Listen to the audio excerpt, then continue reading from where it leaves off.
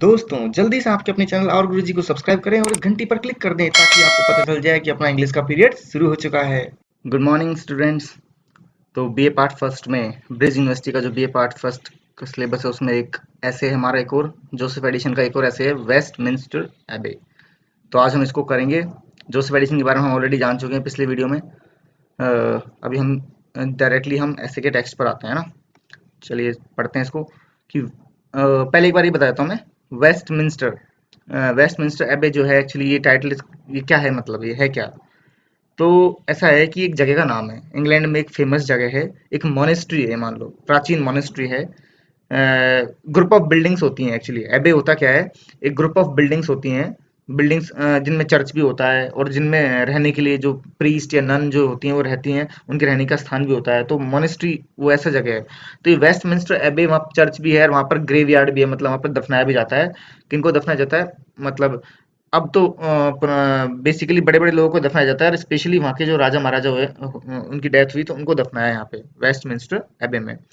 तो जो एबे वर्ड है ना, ये एबे इसका अर्थ ये होता है कि एक ऐसी जगह जो कि देखो दो धार्मिक पद होते हैं, एबट और एबिस। एबट एक्चुअली एक हेड होता है प्रीस्ट का। जो क्रिश्चियन धर्म में प्रीस्ट पुजारियों का हेड होता है एक तरह से एबट, और एबिस जो होती है वो नन्स की हेड होती है, लेडी। तो उनका क्षेत्राधिकार जितने एरिया में होता है ना, उस एरिया में उसको एबे बोलते हैं। मतलब सॉरी, उस क्षेत्राधिकारी का मतलब जिस जितने एरिया में उनका रिलीजियस कंट्रोल होता है एक तरह से कह सकते हैं, या उनका गवर्नेंस, उनकी सरकार चलती है जितने एरिया में, उस एरिया में एक मुख्य मोनेस्ट्री होती है। तो उस ग्रुप ऑफ मोनेस्ट्री उसको आप कह सकते हैं एबे। तो ये वेस्ट मिनिस्टर जगह है, तो वेस्ट मिनिस्टर एबे, वहां पर ये एबे है। तो उसके ऊपर ये ऐसे लिखा गया है और ये लिखा है जोसेफ एडिशन ने। तब आपको समझ में आ गई जगह ये एक्चुअली है क्या, एबे क्या होता है। एबे एक मोनेस्ट्री है मान लो आप, तो उसके लिए बोला गया है। तो अब देखते हैं हम अपने ऐसे पाते हैं। तो शुरू करते हैं। देखिए, when I am in a serious humour I very often walk bye my self in Westminster एबे। तो राइटर बोल रहे हैं, जोसेफ एडिसन बोल रहे हैं कि जब मैं बहुत ही गंभीर मुद्रा में होता हूँ, मतलब इन सीरियस ह्यूमर, यानी बहुत ही गंभीर अवस्था में होता हूँ, तो मैं अक्सर कहाँ जाता हूँ, मैं अक्सर जाता हूँ, very often walk bye my self in Westminster एबे। मैं जाता हूँ इस जगह पर, वेस्टमिंस्टर एबे में जाता हूँ जब भी मैं बहुत ही गंभीर मुद्रा में होता हूँ या फिर मेरा मूड थोड़ा सा सीरियसनेस से भरा होता है, गंभीरता से भरा होता है, तब मैं वेस्टमिंस्टर एबे में जाता हूँ। With the gloominess of the place and the use to which it is applied, with the solemnity of the building. देखिए अब लंबा सा सेंटेंस है पूरे यहाँ तक, मैं इसके टुकड़े करके समझाता हूँ आपको कि with the gloominess of the place. और इस जगह की जो, और यहाँ पे मतलब जब मैं जाता हूँ तो पाता हूँ, मतलब यहाँ पे इस जगह की जो ग्लूमीनेस है यानी उदासी से भरी हुई जगह है। अब ऑब्वियस सी बात है, जो ग्रेवयार्ड होगा, चर्चयार्ड होगा, जहाँ पे लोग दफनाए हुए हैं, वो तो उदासी से भरी हुई होगी। वहाँ पे कौन सा आपको मतलब खुशहाल जॉयफुल एनवायरनमेंट मिलेगा, ऐसा कुछ तो मिलेगा नहीं। तो where the gloominess of the place, इस जगह की जो उदासीनता है, मतलब उदासी से भरी हुई जो जगह है ये, and the use to which it is applied, और जिस काम के लिए इस्तेमाल की जाती है लोगों को दफनाने के लिए, ठीक है। With the solemnity of the building, और बिल्डिंग की जो गंभीरता है, बिल्डिंग की गंभीरता का मतलब वही मानिए कि एक ऐसी बिल्डिंग जो सीरियस पर्पज के लिए इस्तेमाल होती है, तो उसी संदर्भ में ये बोल रहा है कि बिल्डिंग की जो गंभीरता है, and the condition of the people who lie in it, और जो लोगों की अवस्था है जो इसमें लेटे हुए हैं, यानी जो दफनाए हुए हैं, उनकी जो अवस्था है यहाँ पे, are apt to fill the mind with a kind of melancholy. ये सब पर्याप्त है। आर एप्ट, ये पर्याप्त है, किस चीज के लिए पर्याप्त है, to fill the mind with a kind of melancholy, हमारे दिमाग को एक तरह से कह सकते हैं अवसाद से भरने के लिए, दुख से भरने के लिए ये सब पर्याप्त है। ये सब चीजें, इस बिल्डिंग की गंभीरता है, इसका वातावरण, ये सब पर्याप्त है। और रादर थॉटफुलनेस, या फिर अवसाद से नहीं भरे तो कम से कम हमको विचार विमर्श करने के लिए मजबूर कर देता है, मतलब इसका एनवायरमेंट, इसका पूरा एटमोस्फियर हमको विचार विमर्श करने के लिए, थॉटफुलनेस में भेज देता है, विचार विमर्श करने के लिए मजबूर कर देता है।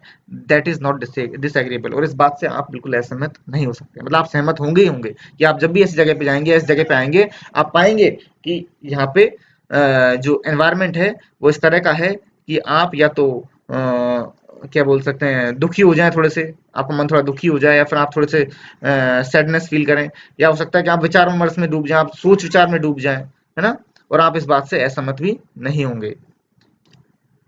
I yesterday passed a whole afternoon in the churchyard. अब वो बता रहे हैं, राइटर बोल रहे हैं कि मैंने पिछला बीता हुआ कल, जो yesterday बोल रहे हैं, कल मैंने पूरा का पूरा आफ्टरनून जो है ना वो चर्चयार्ड में गुजारा। यहाँ पर चर्च के वहां पर जो दफनाए गए, मतलब लोगों को दफनाते हैं, ग्रेवयार्ड है ना। तो चर्चयार्ड में मैंने पूरा आफ्टरनून गुजारा, द क्लॉइस्टर्स, और क्लॉइस्टर्स में भी गुजारा, एंड द चर्च, और चर्च में गुजारा, मतलब चर्चयार्ड में, क्लॉइस्टर में, चर्च में। क्लॉइस्टर क्या होते हैं? क्लॉइस्टर आप देख सकते हैं, इनको बोलेंगे, देखिए ये तो वेस्ट मिनिस्टर एब है, ये वो बिल्डिंग है जिसकी हम बात कर रहे हैं। और ये क्लॉइस्टर्स होते हैं, इस तरह से जो ये पेवमेंट्स होते हैं ना अंदर, ये आर्क की शेप में ये बने होते हैं, और ये एक रास्ता निकल रहा होता है चारों तरफ, बीच में गार्डन होगा। तो इस इन रास्तों में बट इनको बोलते हैं क्लस्टर, इन रास्तों को, इस तरह से ये जो नैरो लेन्स बनी हुई हैं, इनको हम क्लस्टर्स बोलेंगे। तो राइटर बोल रहा है कि मैं चर्च यार्ड में, क्लस्टर में और चर्च में घूमता रहा पूरे afternoon, amusing myself with the tombstones and the inscriptions that I met within those several regions of the town। अब बता रहा है कि और मैंने खुद को खुश रखा, खुद का टाइम पास किया किन चीज़ों से? टॉम्बस्टोन इंस्क्रिप्शंस, यानी कि जो कब्रों के ऊपर जो पत्थर लगे हुए हैं, उन पे जो लिखा हुआ है, उनको पढ़ पढ़ के, उनको देख देख के मैंने अपना टाइम पास किया। That I met in those several regions of the dead, मतलब जगह जगह लोग गड़े हुए हैं चर्च यार्ड में, तो उन जहाँ जहाँ गड़े हुए हैं उन मैंने लोगों को देखा, मतलब उनकी कब्रों को देखा, उनके ऊपर जो स्टोन्स लगे हुए हैं, उन पे जो लिखे हुए हैं इंस्क्रिप्शन, उनको पढ़ा। तो मैंने इन सबको देख के अपना टाइम पास और पढ़ के टाइम पास किया मैंने। Most of them recorded nothing else of the buried person, but that he was born upon one day and died upon another। अब अब बता रहे हैं कि ज्यादातर जो, अधिकतर जो ऐसे इंस्क्रिप्शंस है, टॉम्बस्टोन्स है ना, उन पे क्या है? उन पे गड़े हुए लोगों के बारे में कुछ नहीं लिखा, सिर्फ एक चीज लिखी हुई है। वो क्या लिखी हुई है? That he was born upon one day, कि वो एक दिन तो पैदा हुए, एंड डाइड अपॉन अनदर, और दूसरे दिन मर गए। मतलब सिर्फ दो ही डेट लिखी हुई है, पैदा होने की और मरने की, और कुछ नहीं लिखा हुआ उनके। The whole history of his life being comprehended in those two circumstances. अब मतलब पूरी जिंदगी, उस बंदे की तो पूरी जिंदगी, पूरी जीवनी है ना, उन्होंने सिर्फ दो ही घटनाओं में सीमित रख दी। मतलब आप उसकी पूरी जिंदगी सिर्फ समझ सकते हो, कॉम्प्रिहेंड कर सकते हो, आप समझ सकते हो केवल दो ही चीजों में, ये पैदा हुआ और ये मर गया। That are common to all mankind, जो कि हर किसी के साथ में कॉमन चीज है, वो तो पैदा होना मरना। मतलब कुछ तो अलग लिखना चाहिए था ना, कुछ और की उसकी जिंदगी में कुछ और रहा हो, कुछ मेमोरीज कुछ तो लिखते, पर कुछ नहीं, सिर्फ पैदा हुआ और मर गया। ज्यादातर कब्रों के ऊपर तो सिर्फ इतना ही लिखा हुआ है। I could not but took upon these registers of existence, whether of brass or marble, as a kind of satire upon the departed persons। अब वो बता रहा है कि I could not but look upon these registers of existence, कि मैं resistors of excellence, पहले तो इस शब्द को देखते हैं, मतलब इस फ्रेज को देखते हैं। रजिस्टर्स ऑफ एक्सीलेंस जो है ना, existence, sorry, registers of existence. देखो, जब भी आप किसी बिल्डिंग में जाओ, किसी होटल में जाओ, या कहीं पर जाओ जहाँ पर एंट्री हो रही है, मतलब आप घुसे हो, आपने साइन किया रजिस्टर में, आप घुसे, आप निकल गए, आपने साइन किया, इतने टाइम पे घुसे, इतने टाइम पे निकल गए उस जगह से, तो एंट्री हुई ना। तो मेंटेन रखते हैं रजिस्टर्स को, कौन आया कौन गया। तो उसी तरह से ये जो ग्रेव यार्ड है, चर्च यार्ड है, यहाँ पर क्या है? एक तरह से लोग जो दफने हुए हैं, वो एक तरह से ये जो पूरा ही रजिस्टर की तरह है। और जो वो पत्थर है जिन पे लिखा हुआ है, वो रजिस्टर की तरह एक इस तरह मान सकते हो, मतलब कि ये इंसान की एंट्री की गई है इस पत्थर के ऊपर, कि हाँ ये पैदा हुआ, ये मर गया। तो उसके लिए बोल रहा है रजिस्टर्स, राइटर जो है उसके लिए बोल रहा है कि ये सब क्या है? ये है रजिस्टर्स ऑफ एग्जिस्टेंस, कि इन लोगों के अस्तित्व के रजिस्टर हैं, कि हाँ ये अस्तित्व में थे कभी, ये जिंदा थे ये लोग कभी। तो ये बोल रहा है कि मैं इन अस्तित्व के रजिस्टरों को देखकर खुद को रोक नहीं पाता। ये किसके बने हुए हैं? या तो ब्रास, पीतल के बने हुए हैं, या मार्बल के बने हुए हैं। ये टॉम स्टोन्स हैं, स्टोन्स जो इंस्क्रिप्शन जिनके ऊपर लिखे हुए हैं, ये जो पत्थर गड़े हुए हैं कब्रों के ऊपर, ये या तो ब्रास, पीतल के बने हुए हैं, या मार्बल के बने हुए हैं। और मैं खुद को रोक नहीं पाता हूँ जब भी इनको देखता हूँ, कि ये क्या है? ये as a kind of satire upon the departed person, कि जो लोग गुजर गए, डिपार्टेड पर्सन मतलब जो मर गए, उनके ऊपर एक व्यंग है एक तरह का ये, कि भाई सिर्फ डेट ही लिख रखी है। ये तो व्यंग है एक तरह से इनकी जिंदगियों पर। Who had left no other memories of them, कि क्या इन्होंने जिंदगी में और कोई अपने पीछे कोई और यादगार चीज छोड़ी ही नहीं क्या, जो सिर्फ मरने और पैदा होने की डेट ही लिखे हो, और कुछ लिखा ही नहीं है। But that they were born, they died, मतलब ये सिर्फ पैदा हुए और ये मर गए। क्या सिर्फ ये दो ही चीज हुई इनकी जिंदगी में और कुछ नहीं हुआ? क्या इन्होंने और जिंदगी में कुछ किया नहीं? क्या इनकी जिंदगी में और कोई मेमोरीज नहीं है जो आप लिख सकते थे? पर नहीं, कुछ नहीं लिखा। तो एक तरह से ये क्या हो गया? व्यंग हो गया इनके जीवन के ऊपर। They put me in mind of several persons mentioned in the battles of heroic poems। बोले, तो फिर राइटर बोल रहे हैं कि जब भी मैं ऐसी कब्रों को देखता हूँ ना, ऐसे इंस्क्रिप्शंस, ऐसे ऊपर क्या बोलते हैं, ये इंस्क्रिप्शन को देखता हूँ जो टॉम्ब्स के ऊपर गड़े हुए हैं, जिनके ऊपर लिखा हुआ है डेट्स, मरने और पैदा होने की। तो जब भी मैं इनको देखता हूँ, तो ये मुझे अक्सर उन लोगों की याद आ जाती है। किन की याद आती है? उन विभिन्न लोगों की याद आती है जो कि बैटल्स में मर गए। देखो, बैटल्स ऑफ हीरोइक पोएम्स, जो ऐसी पोएम्स लिखी होती है ना, जो किसी युद्ध के ऊपर लिखी गई हों, है ना, जिसमें हीरोइज्म दिखाई गई हो, हीरोगिरी दिखाई गई हो, मतलब किसी इंसान की, किसी बड़े पर्सनैलिटी की, किसी हीरो की या फिर किसी गॉड की। तो ऐसी पोएम्स में अक्सर क्या होता है, उस इंसान को बहुत ही गजब-गजब के नाम दिए जाते हैं, बहुत ही हीरो की तरह दिखाया जाता है, बहुत ही ज़बरदस्त हीरो की तरह, और एंड में वो डेथ भी हो जाती है उसकी अक्सर ऐसी पोएम्स में। तो बता रहे हैं कि मुझे जब भी ऐसे मतलब ऐसे टॉम्बस्टोन्स को देखता हूँ तो मुझे ऐसे लोगों की याद आती है जो हीरोइक पोएम्स में जो हीरो नहीं होते हैं क्या बैटल्स में, उनकी याद आती है, हु हैव साउंडिंग नेम्स, जिनको बड़े बड़े नाम दिए होते हैं फॉर नो अदर रीजन, किसी और वजह से नहीं दिए होते, सिर्फ एक ही वजह से दिए होते हैं, that they may be killed, कि एंड में ही मरना ही है इनको युद्ध में। तो and are celebrated for nothing but being knocked on the head, और उनको हम याद रखते हैं, रेस्पेक्ट करते हैं सिर्फ इसलिए क्योंकि वो युद्ध में शहीद हो गए, बस, और कुछ नहीं। मतलब उन्होंने जिंदगी में युद्ध में शहीद हो गए तो सिर्फ इस चीज के लिए हम उनको याद रखते हैं, उनको क्या बोलते हैं, उनका सम्मान करते हैं। अब देखो ये तो एडिशन की भावना है, वो साइड में रखते हैं, बाकी मैं ही मानता हूँ, पर्सनली मेरे व्यूज हैं, जैसे हमारे सोल्जर्स हैं युद्ध में शहीद हो जाते हैं, बहुत बड़ी बात है वो। आप पूरी जिंदगी में और कुछ ना करें, अब देश के लिए अगर शहीद भी हो जाए तो वो कम चीज नहीं होती, मतलब परंतु अब ये इनके विचार हैं, ये बोल रहे हैं कि कोई ऐसा युद्ध में शहीद हो जाए, सिर्फ उसने ये काम किया है, उसी पे उसके टॉम स्टोन्स पे इतना कुछ लिख दिया जाता है, मतलब आई मीन ये जो क्या बोलते हैं, ऐसे टॉम स्टोन इसने देखे जिनमें सिर्फ इंसान की पैदा होने और मरने की दे रखी तारीख, तो ये बोल रहा है कि ये मुझे उनकी याद दिलाते हैं कि वो गए, युद्ध में गए और मर गए, मतलब जिंदगी शुरू हुई खत्म हो गई एक तरह से, ये उन लोगों की याद आती है मुझे। तो बोल रहा है कि जो लाइफ ऑफ दीज मैन, इन इंसानों की जो जिंदगी है ना, वो कैसे लिखी गई है, ये डिस्क्राइब की गई है होली रिट में, पवित्र ग्रंथों में लिखा हुआ है कि the path of an arrow, कि जैसे एक तीर का रास्ता होता है, तीर चलाई, तीर गई और तीर गायब हो गई, मतलब अपने पाथ तक, डेस्टिनेशन तक पहुंच गई, immediately closed up and lost, शुरुआत हुई जीवन का और जीवन खत्म हो गया, मतलब तीर छूटी और तीर डेस्टिनेशन तक पहुंच गई या गायब हो गई, इतनी सी जीवनी थी। तो मतलब इन लोगों की बात जब भी देखता हूँ तो मुझे इनकी ऐसी चीजों की याद आती है कि ग्रंथों में जो लिखा हुआ है पाथ ऑफ एन एरो के बारे में। फिर आगे बताते हैं, upon my going in to the church, जब मैं चर्च में जाता हूँ, हाँ मतलब चर्च में गया, I entered myself with the digging of a grave, मैंने खुद का टाइम पास किया कब्र खोद के, मैंने वहाँ कब्र खोदी, and saw in every shovel of it that was thrown up the fragments of a boneless skull intermixed with kind of fresh mouldering earth. तो बता रहे हैं कि मैंने टाइम पास किया कब्र खोद के, and saw in every shovel full of it, कि मैं जैसे ही, जैसे फावड़ा होता है, तो जैसे ही मैं उसे खोदता तो क्या क्या निकलता, was thrown up the fragments of bones और skull intermixed, तो मुझे हड्डियों के और शरीर के चिथड़े, मतलब उनके अवशेष मिलते हैं, मतलब जैसे मिट्टी खोदता तो निकल निकल के आते हैं वो बाहर, with kind of fresh mouldering अर्थ, और ऐसा लगता है जैसे अब ये भी मिट्टी गलना शुरू हुई है, ताजा ताजा मिट्टी गलना शुरू हुई है। ये जो शब्द है ना फ्रेश माउल्डरिंग, आप इसमें देख सकते हो, ये ऑक्सीमोरोन फिगर ऑफ स्पीच इस्तेमाल करिए। ऑक्सीमोरोन में क्या होता है, दो विपरीत शब्द एक साथ इस्तेमाल होते हैं, जैसे day and night, bitter sweet, कड़वा मीठा, है ना, दिन रात, ऐसे शब्दों को एक साथ इस्तेमाल करते हैं तो ऑक्सीमोरन बोलते हैं। तो ये फ्रेश यानी ताजा, और माउल्डरिंग मतलब सड़ा हुआ, तो फ्रेश माउल्डरिंग शब्द एक साथ इस्तेमाल हो गया, ऑक्सीमोरन इस्तेमाल किया है। दैट सम काइंड और other had place in the composition of a human body, कि मतलब ये टुकड़े ऐसे निकल निकल के बाहर आ रहे हैं, मैं जब भी खोदता तो हड्डियां और इंसान के बॉडी के अवशेष निकल निकल के बाहर आ रहे हैं, और ये सब किसी न किसी समय पर, सम टाइम, किसी न किसी समय पर ये क्या होंगे, इंसानी बॉडी का हिस्सा होंगे, कंपोजिशन ऑफ ह्यूमन बॉडी के हिस्से होंगे। Upon this, I begin to consider with myself what innumerable multitudes of people lay confused together under the pavement of that ancient cathedral.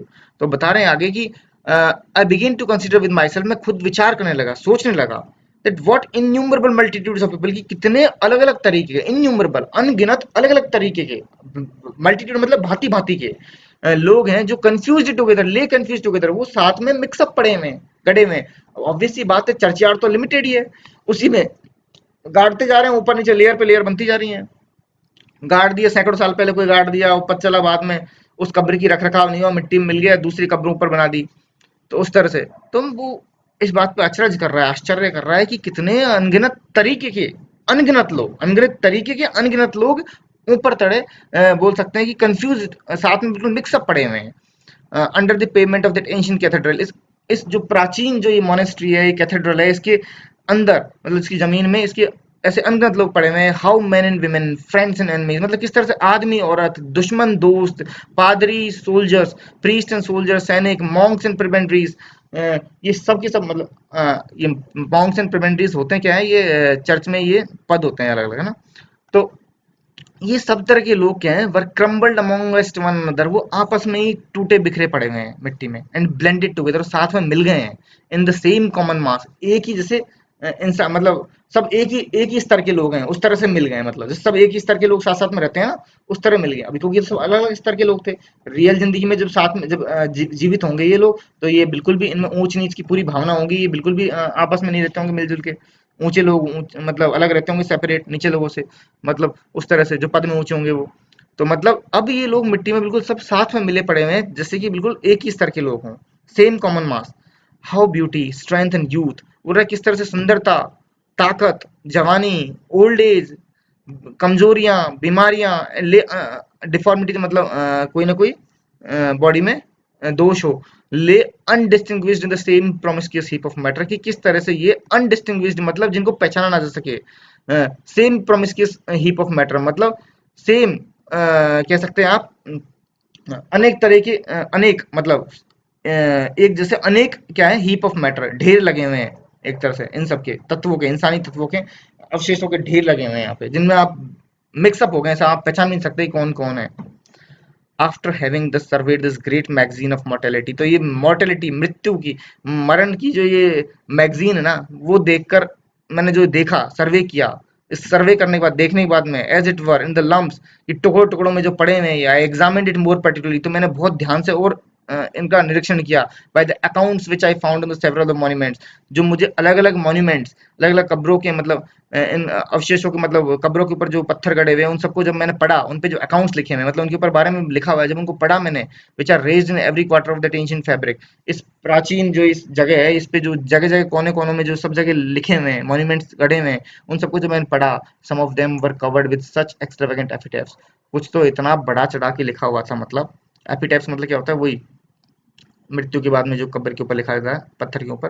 तो वो बता रहे हैं कि कुछ के ऊपर तो मतलब इतना एक्स्ट्रावेगेंट, इतना बड़ा चढ़ा के लिखा हुआ है, that if it were possible for the dead person to be acquainted with them, he would blush at the praises which his friends have bestowed upon him। तो बता रहे हैं कि मतलब इतना ज्यादा बड़ा चढ़ा के लिखा है कि अगर वो जिस इंसान के ऊपर लिखा गया है, अगर उसके लिए संभव हो पाता, पॉसिबल हो पाता उस डेड पर्सन के लिए कि वो उस चीज को पढ़ पाता जिंदा हो जाता, किस तरह पढ़ पाता, तो ही would blush at the praise, तो खुद ही शर्मा जाता तारीफ में, कि which is friends have vested upon him, कि उसके दोस्तों ने उसके ऊपर क्या तारीफ रखी है, मतलब क्या तारीफ की है उसकी, वो खुद भी शर्मा जाता कि भाई इतना तो शायद मैं लायक भी नहीं था, इतनी तारीफ मेरे मरने के बाद में इन्होंने लिख दी है, मतलब कब्र के ऊपर जो मॉन्यूमेंट है उस पर लिख दिए। There are other so excessively modest, पर बता रहा है कि दूसरी कब्रें ऐसी भी हैं जो बहुत ही साधारण है, एक्सेसिवली मॉडेस्ट, बहुत ही ज्यादा साधारण है, that they deliver the character of the person departed in Greek और हिब्रू, कि उनकी जो पर्सन डिपार्ट हुआ है, जो मर गया है ना, उसकी कैरेक्टर के बारे में ग्रीक या हिब्रू भाषा में लिखा हुआ है उन्होंने, और मतलब इतना नॉर्मल लिखा हुआ है, ग्रीक और हिब्रू भाषा में लिखा हुआ है कि एक तो उसको समझने के लिए भी, that by that means are not understood once in 12 month, कि 12 महीने में कोई एक बार इंसान, मतलब कोई बहुत समय में, कोई 12 महीने में एक बार का मतलब है कोई साल में एक आधी ऐसे लोग मिलेंगे जो आके उसको पढ़ पाए, समझ पाए क्या लिखा हुआ है, और जो इंटरेस्ट भी दिखा है उनमें। In the poetical quarter I found there were poets who had no monuments. अब बता रहे हैं कि क्योंकि पोइट्स एक जगह गड़े हुए हैं उस तरह से, तो जो पोइटिकल क्वार्टर है जहाँ पर पोइट्स गड़े हुए हैं, तो मैंने पाया कि पोइट्स के ऊपर आई फाउंड देयर कि ऐसे पोइट्स भी हैं जिनके ऊपर कोई मॉन्यूमेंट नहीं है, जिनके ऊपर कोई ऐसा पत्थर वगैरह नहीं लगा रखा, and monuments which had no poets, और या फिर ऐसे ऐसे कब्रें भी देखी मैंने जो मॉन्यूमेंट्स तो हैं जिनके ऊपर, पर नीचे उसमें वो पोइट नहीं गड़ा हुआ है, सिर्फ नाम का मॉन्यूमेंट लगा रखा है। I observed indeed that the present war had filled the church with many of these uninhibited monuments। तो मैंने ये पाया, ऑब्जर्व किया, मैंने देखा कि शायद जो अभी युद्ध चल रहा है ना, उस युद्ध की वजह से इन चर्च में अनइनहिबिटेड मॉन्यूमेंट्स है, मतलब ऐसे मॉन्यूमेंट है जिनके नीचे लाश नहीं है, क्योंकि वो लाश कहाँ है, वो युद्ध में मर गए, वहीं पर गाड़ दिए। एक्चुअली युद्ध क्या चल रहा था उस वक्त, उस पर स्पेनिश 1711 की बात है जब ये ऐसे लिखा गया था। तो 1701 से लेके लगभग 1714 तक क्या था, 1700 से लेके 1714 से मान लो आप 14 साल के लिए लगभग स्पेनिश सक्सेशन वॉर चल रहा था, वॉर ऑफ सक्सेशन बोलते हैं उसको, स्पेन का मतलब उत्तराधिकारी का युद्ध चल रहा था स्पेन में। तो उसमें बोहेमियन मतलब एक जगह थी ब्लीन हिम करके, ब्लीन हिम करके जगह है, प्लेन्स ऑफ ब्लीन हिम, जिसका नाम इसमें आता भी आगे, ये देखिए। तो उस ब्लीन हिम वहां पर युद्ध चल रहे थे, तो ये प्लेन्स ऑफ ब्लीन हिम मतलब बैटल हो रहा था। तो वो इस वॉर ऑफ सक्सेशन जो उत्तराधिकारी का जो युद्ध हो रहा था ना, फ्रांस के सॉरी स्पेन के उत्तराधिकारी का जो युद्ध चल रहा था, उस युद्ध का ही एक हिस्सा था ये ब्लीन हिम का युद्ध भी। तो ये जो राइटर है ना, ये उस युद्ध की बात कर रहा है कि जो स्पेनिश सक्सेशन का जो वॉर चल रहा है, उस वॉर में जो बैटल ऑफ ब्लीन हिम है ना, उसमें बहुत से ऐसे लोग हैं जो मर गए हैं, जिनकी लाश वापस आ नहीं पाई लौट कर इंग्लैंड, और उनको दफनाया नहीं जा सका है। वो उनकी लाश वहीं पर दफना दी युद्ध में, मैदान में। तो उनके लिए बोल रहा है कि अभी ये ज्यादातर चर्च मतलब ज्यादातर जो मॉन्यूमेंट्स हैं, वो अनइनहेबिटेड, मतलब उनमें कोई रहता नहीं है, उन कब्रों में कोई रहता नहीं, मतलब उसमें लाश नहीं है। वो इसलिए है क्योंकि बहुत से हैं जो युद्ध में मर गए हैं। कहाँ मर गए हैं? Who had been erected to the memory of person whose bodies were perhaps buried in the plains of Blenheim, कि बहुत से ऐसे हैं जिनकी बॉडीज ब्लीन हिम के मैदानों में ही गाड़ दी, बरीड वहीं गाड़ दी, तो उनकी याद में सिर्फ मॉन्यूमेंट लगाए हैं, केवल वहां लाश नहीं है उनकी मॉन्यूमेंट के नीचे और in the bottom of the ocean. या फिर उनकी लाश क्या है, या तो ब्लीन हिम के पहले प्लेन्स में गाड़ दी, या फिर समुद्र में फेंक दी। तो इस तरह से इसलिए उनकी कब्रों के नीचे अभी कोई लाश है नहीं, सिर्फ सिंबल के रूप में मॉन्यूमेंट्स लगाए हैं। तो दो तरह के मॉन्यूमेंट्स देखे उसने, एक तो ऐसे जो पोइट्स तो हैं वहाँ पे गड़े हुए, परंतु उनके ऊपर मॉन्यूमेंट नहीं है, और ऐसी कब्रें देखी, और एक ऐसी कब्रें देखी जिनके नीचे लाश नहीं है परंतु ऊपर मॉन्यूमेंट है सिर्फ सिंबल के रूप में। तो आज हम इतना ही करेंगे, इसका पार्ट 2 मैं कल लेके आऊंगा, तभी बचा हुआ हम कंप्लीट कर देंगे। ठीक है, फिर कल मिलते हैं। सी यू सून।